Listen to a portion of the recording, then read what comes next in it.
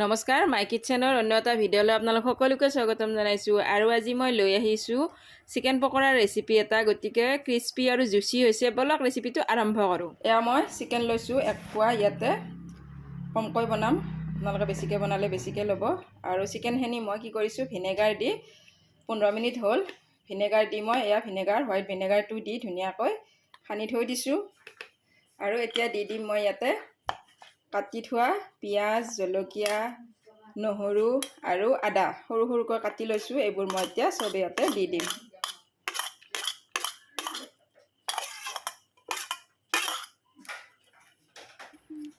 আৰু এয়া গোটেইখিনি বস্তু দিয়া হোৱাৰ পাছত মই এতিয়া চামুচখনেৰে ধুনীয়াকৈ লাৰি দিলোঁ আৰু এয়া লৈছোঁ মই আজৱাইন এচামুচ ভালদৰে হাতেৰে এনেদৰে দুখন হাততে ধুনীয়াকৈ মোহাৰি দিব দুখন হাতেৰে তেতিয়া গোন্ধটো ধুনীয়াকৈ পাব আৰু এইবোৰ বস্তু খালে গেছ হৈ যায় গতিকে আজৱাইনে আমাৰ গেছ নোহোৱাত সহায় কৰিব আৰু এইখিনি বস্তু সানি লৈ মই এতিয়া দি দিম হালধি প্ৰয়োজন অনুসৰি যিখিনি প্ৰয়োজন জলকীয়াৰ গুড়িও সিমানে দিলোঁ আৰু এতিয়া দি দিম মই ধনিয়া গুড়ি আৰু তাৰ পাছত দি দিম মই জিৰাৰ গুড়ি এইখিনি দি ল'লোঁ মই ভালদৰে আৰু এয়া নিমখো সোৱাদ অনুসৰি দিব নিমখখিনি দি মই ভালদৰে সানি দিলোঁ মাংসখিনি আৰু মই আগতে কৈছোঁ ভিনেগাৰ দি মই মাংসখিনি 15 মিনিট মেগিনেট কৰি থৈ দিছিলোঁ অকল ভিনেগাৰ দি কেনে তেতিয়া মাংসটো কোমলি আহে আৰু ফ্ৰাই কৰোঁতে মানে ভিতৰে হৈ যায় খাব পৰা নহ'লেতো ফ্ৰাই কৰিলে মাংসটো খাব নহ'ব গতিকে ভিনেগাৰ দি থৈ দিব লাগে সেইটো বাৰু মই ভিডিঅ' কৰা নহ'ল কাৰণ 15 মিনিট আগতেই মই আৰম্ভ কৰি থলোঁ আৰু এতিয়া দি দিলোঁ বটি থোৱা আদা নহৰু এচামুচ আদা নহৰু কুটিও দিব আৰু বটিও ল'ব লৈ মই ভালদৰে সানি দিলোঁ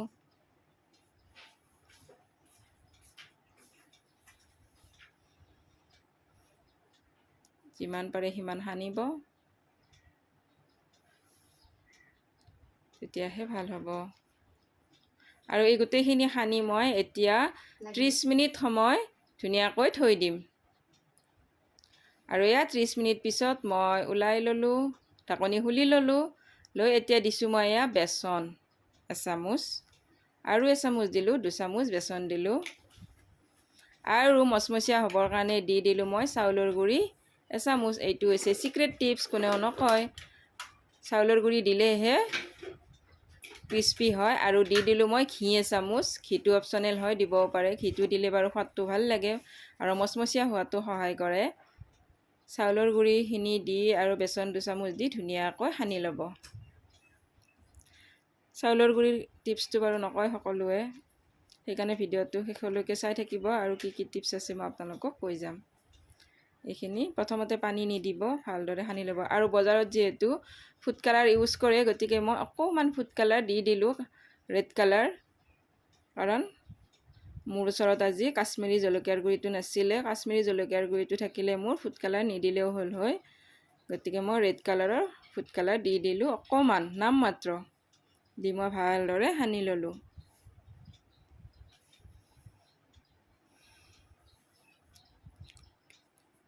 আৰু এতিয়া মই কাপটোত লৈছোঁ অকণমান পানী অকণমান দিব নহ'লে পনীয়া হৈ যাব আকৌ পকৰাকেইটা ভাজিব পৰা নাযাব মাংসৰ পৰা বেচনটো এৰি এৰি আহিব এয়া ধুনীয়াকৈ সানি ল'ব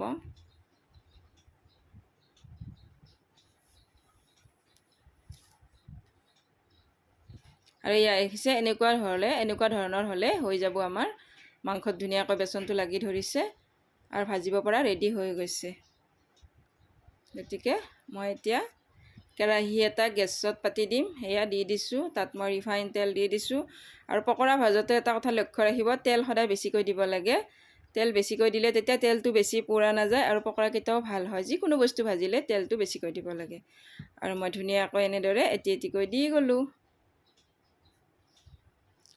আৰু মই দি কেনে ধুনীয়াকৈ ভাজি থাকিম জুইটো কিন্তু একেবাৰে কমাই ৰাখিব। প্ৰথমতে জুইটো বেছিকৈ দি তেলটো খুব গৰম কৰি কৰিব লাগিব আৰু তাৰ পাছত জুইটো কমাই দিব লাগিব।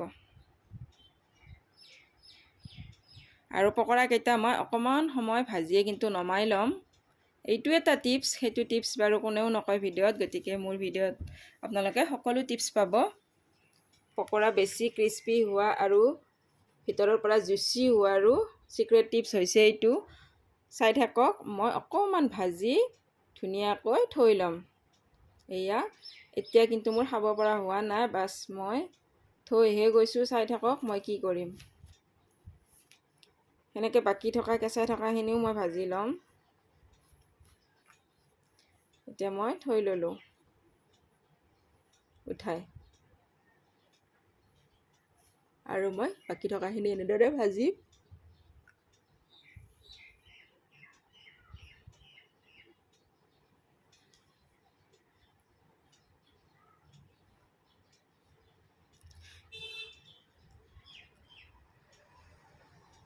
এয়া ভাজি ল'লোঁ মই বাকীকেইটাও। এনেকৈ কি হয়, মাত্ৰ 2-3 মিনিটমান সময় আৰু তেলৰ পৰা উঠাই কেনে বাহিৰত থৈ দিব লাগে। অলপ ঠাণ্ডা হোৱাৰ পাছত চাব মই কি কৰিম। এইকেইটাও মই উঠাই ল'ম ছেম একেধৰণে। আগৰকেইটা যেনেদৰে উঠাই লৈছোঁ এইকেইটাও মই উঠাই ল'ম। আৰু পকৰাকেইটা আপোনালোকে লক্ষ্য কৰিছেনে, অলপো কিন্তু মছলা বা বেচন কিন্তু ওলাই যোৱা নাই, তেলৰ লগত মিহলি হোৱা নাই, ধুনীয়া হৈছে। এয়া মই এইকেইটাও এতিয়া ওলাই লৈছোঁ। আধা ভজা হৈছে, সম্পূৰ্ণ ভজা হোৱা নাই।